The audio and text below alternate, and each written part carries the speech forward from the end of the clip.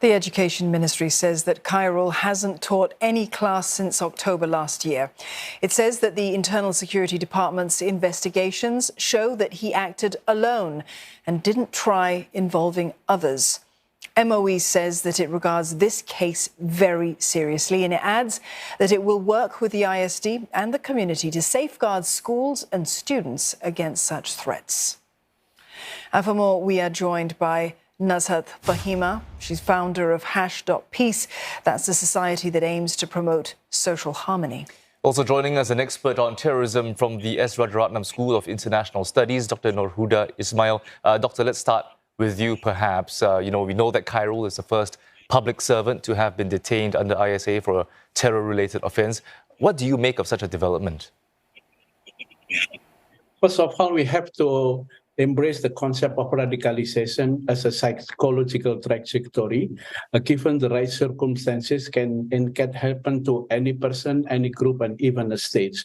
So we shouldn't be surprised that even a teacher who should look after the student can also be radicalized, especially the existence of the social media, where people can immerse into a specific narrative. And when they immerse into specific narrative, they internalize the value, and then they will stuck what we call it in academic will be rabbit hole of radicalizations. And with algorithm, people like Khairul who immerse in that searching for specific understanding will have to get out. So this is the challenge for not only Singapore, but also government everywhere, the notion of a self-radicalization via social media. It certainly is a concern in many jurisdictions, Dr. Nurhuda. But are extremists altering perhaps their narrative or messaging to appeal to a more informed perhaps or educated audience? I mean, how is it that such segments of society can become radicalized? It's again because the narrative that has been used by the radicals are using emotional narrative. They display the picture, the miserable things, and therefore allure individual to have a concern. And then part of, as again, because it is a psychological process, move individual to to support. In the case of Khairul, for instance, because he referred the case in Palestine, you don't have to be a Muslim to be concerned what is going on in Palestine, let alone Muslim, of course. But we cannot support the cause of any Muslim conflict in the world, not only Palestinian, using force as well, because we will create a cycle of vendetta.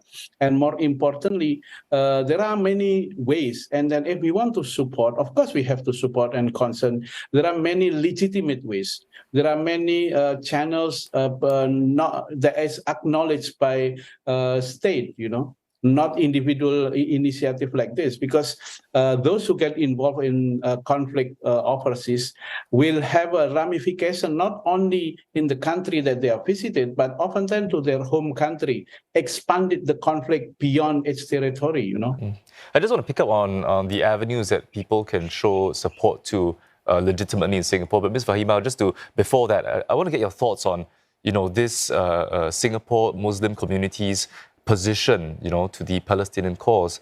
Are the views, particularly wide-ranging? Sorry, I didn't hear that again.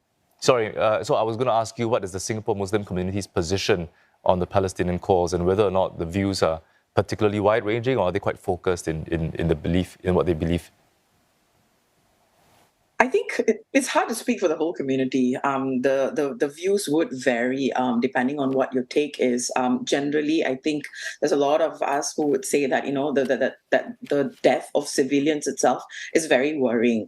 But I think, of course, if you are committed to Palestinian cause, there's a lot of people who have raised and given support, given views on the Palestinian cause, and I think there has been a voice on two-state solutions and all. But I think how wide-ranging it really depends on what occurs. And the Israel-Palestine issue is not something that just happens out of it didn't happen recently. It has been ongoing for many years.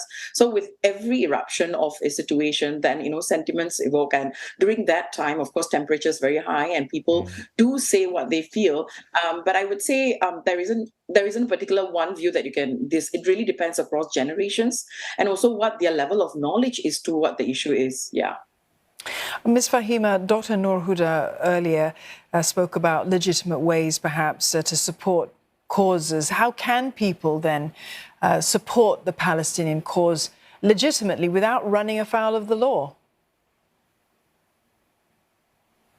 So I think a lot of young people, especially, they have been vocal on social media about the Palestinian cause, and there's nothing wrong. I think there's nothing wrong in expressing your views on this issue. But of course, I think there has to be a responsibility in how you do it.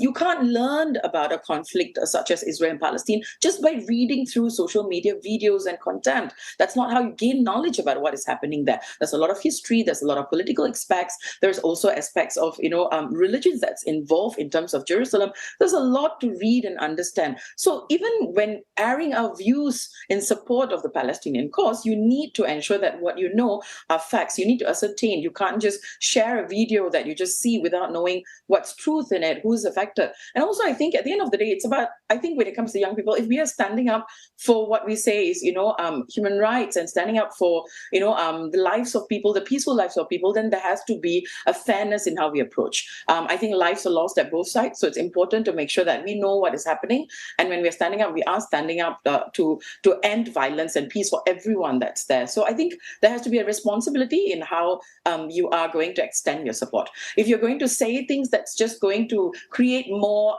frustration, it's going to make people around you as well aggravate their sentiment, and it's going to create a lot of hostile feelings even around you, then that's not the way. So I think there has to be very critical thinking in how we go about supporting a cause like that. I tell you, I talk to a lot of people, and not many of them have grasped what these issues are. It does require us to have dialogue at a certain intimate level with people who know about these issues, who are involved in these issues. So it's important to have that responsibility. Second is, I think in terms of humanitarian aids, there are opportunities in Singapore. I think last year as well, or in 2021, Rahmatin Alamin Foundation, they also have raised funds. So there's also Singapore Red Cross. There are genuine channels that are, and I think the government in Singapore is also extending its support. So there are genuine channels. So it's important when you're online and there are all these humanitarian ads to critically assess the source to ensure that it is the genuine causes. Of course, you can't really verify it. It's not easy, but it's important to talk about it with the people who are involved in this area of work in Singapore and make sure that you're going through the right channels, and that's very important. Dr. Nur Huda, I just want to get your thoughts on a more macro view. I think the RSIS recently released a report, and it showed that extremists are appealing directly to Muslims in this part of the world to join the conflict.